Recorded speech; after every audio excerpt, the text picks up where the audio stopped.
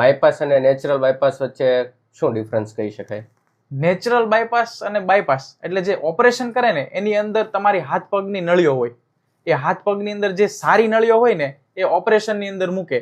એટલે કે આપણે જે સીધો રસ્તો અહીંથી પનવેલથી આપણે વીઆઈપી સર્કલ જઈએ તો વીઆઈપી સર્કલ બ્લોક છે, તો આપણે પનવેલથી જવું હોય વીઆઈપી સર્કલ તો આપણે બાયપાસ લઈએ.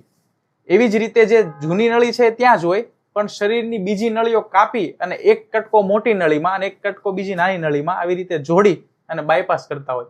હવે એની અંદર 3 કે 4 નળી મૂકી શકે મેક્સિમમ. અને જે નેચરલ બાયપાસ છે એની અંદર કેવું હોય કે તમારી ઓલરેડી ભગવાને 3 નળી હૃદયની અંદર આપેલી છે, એક ડાબી બાજુ, એક જમણી બાજુ ને એક વચ્ચેના ભાગમાં. આ નળીઓ બંધ થઈ જાય ને તો ભગવાને સિસ્ટમ ગોઠવેલી છે કે ભાઈ ડાબી બાજુની નળી બંધ થઈ તો જમણી બાજુથી ઓટોમેટિક રસ્તો ખુલ્લી અને ડાબી બાજુને લોહી આપે. આવી રીતે ત્રણેય નળી એકાબીજાને કોલેટરલ સર્ક્યુલેશન આપી શકે. તો આ સિસ્ટમને વધુ ઓપન અમે કરીએ ઈસીપી ટ્રીટમેન્ટથી. એને નેચરલ બાયપાસ કહેવાય કે જેની અંદર અમારે બહારથી નળી નથી મૂકવાની, તમારી ઓલરેડી અંદર નળીઓ છે એને જ ઓપન કરવાની છે.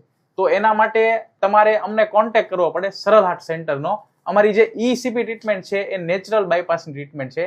એની અંદર અમે ઓપરેશન વગર 20 દિવસ માટે ટોટલ 38 કલાકની સારવાર આપીએ અને ટોટલ તમારું નેચરલ બાયપાસ ઓપન કરીએ. હવે સર, તમે ઓપરેશનથી આ નળી કાપકૂપ કરવાની આપણે વાત કરી, તો પછી એમાં અને સ્ટેન્ટ મૂકવામાં ડિફરન્સ શું? કારણ કે સ્ટેન્ટમાં તો આપણે સાંભળ્યું છે કે નળી મૂકવી ના પડે એમ, તો કયા કેસની અંદર સ્ટેન્ટ મૂકી શકાય અને કયા કેસમાં બાયપાસ જરૂરી હોય છે? તો જનરલી કેવું હોય કે જ્યારે એટેક આવે, એટેક ચાલુ હોય ત્યારે ઓલમોસ્ટ ઓલવેઝ સ્ટેન્ટ મૂકવાનો હોય. બરાબર. કેમ કે જે નળી 100% બંધ થઈ ગઈ છે એને તાત્કાલિક ખોલવી પડે.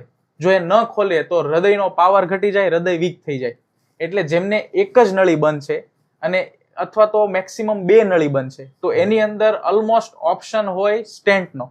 અને એ પણ ક્યારે કે જ્યારે એટેક ચાલુ છે. પણ જ્યારે 1, 2 કે 3 નળી વધુ બંધ છે અથવા તો 4 નળી બંધ છે તો એની અંદર સ્ટેન્ટ 4 કે 5 મુકાતા નથી. તો એની અંદર ઓલવેઝ બાયપાસ ઓપરેશન હોય.